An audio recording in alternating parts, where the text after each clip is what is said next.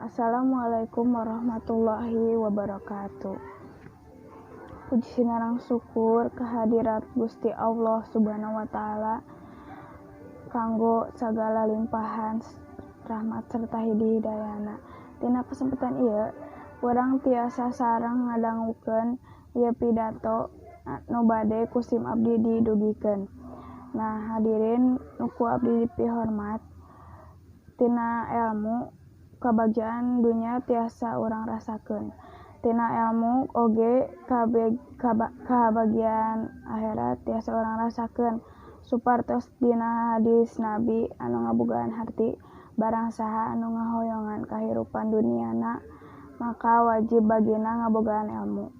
Nah, makin loba ilmu nu ku urang dipiboga, insyaallah jana dunya tiasa urang hontal. Urang kudu bener-bener diajar pikeun neangan ilmu nepi ka sajero-jerona.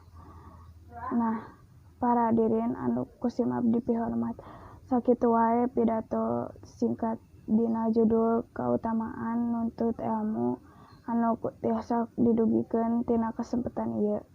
Mugi-mugi urang sadaya tiasa terus diajar serta urang ngarasa males supados urang tiasa ngarasakeun naon eta nikmatna ngabogaan ilmu. Panutup ti sim abdi, mugia ulasan singkat ieu tiasa ngingetkeun urang sadaya pikeun pentingna urang kana nuntut ilmu teh.